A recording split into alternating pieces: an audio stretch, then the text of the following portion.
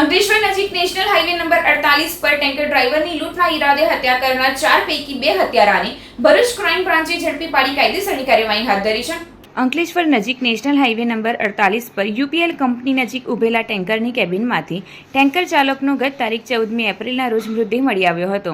આ મામલામાં મૂળ ઉત્તર પ્રદેશના રહેવાસી 42 વર્ષીય હોરીલાલ યાદવની હત્યા થઈ હોવાનું બહાર આવ્યું હતું।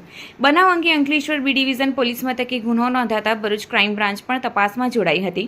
પોલીસે હત્યાના ગુનોમાં ઉત્તર પ્રદેશના આઝમગઢ ખાતેથી 2 હત્યારાઓ જમની ઉર્ફે સોનુ વેંકટેશ વણઝારા અને ભંગારુ સાંબા ભોસલેને ઝડપી પાડ્યો હતો, જ્યારે અન્ય 2 હત્યારાઓને વોન્ટેડ જાહેર કરી વધુ તપાસ હાથ ધરી છે।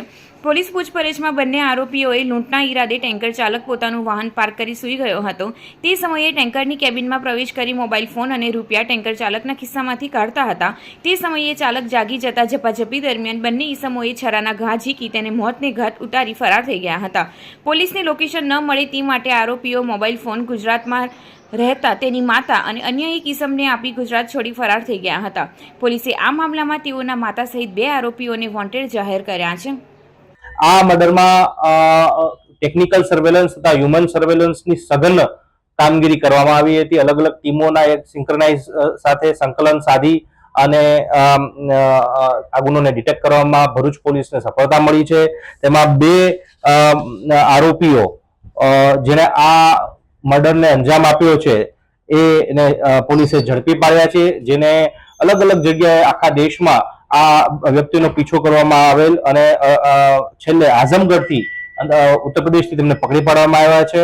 આ બંને પકડાયેલા આરોપીઓ જેનું નામ છે જમની ઉર્ફે સીનુ વેંકટેશ વણઝારા પારઘી, ઉંમર વર્ષ 21, કે જે વર્ધા મહારાષ્ટ્રના રહેવાસી છે, તથા બંગારુ સાંભા ભોસલે, ઉંમર વર્ષ 19, કે જે પણ મહારાષ્ટ્ર પેઠ વડગાંવ કોલ્હાપુરના રહેવાસી છે, જેમણે આ હુમલો કરેલ, લૂંટના ઈરાદે પૈસા મેળવી અને ડ્રાઈવર છે જાગી જતા તેની ઉપર હુમલો કરીને તેને મરણ નિપજાવેલ હતી।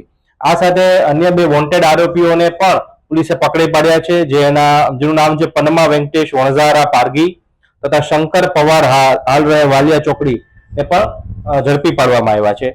તેમની પાસેથી અલગ અલગ મુદ્દામાલ પણ પોલીસે કબજે કરેલ છે, જે પૈકી આરોપી પાસેથી એક ફોન, જ્યારે વોન્ટેડ આરોપીઓ જે અન્ય બીજા 2 જણા છે તેમની પાસેથી પણ ફોન કબજે કરવામાં આવ્યો છે।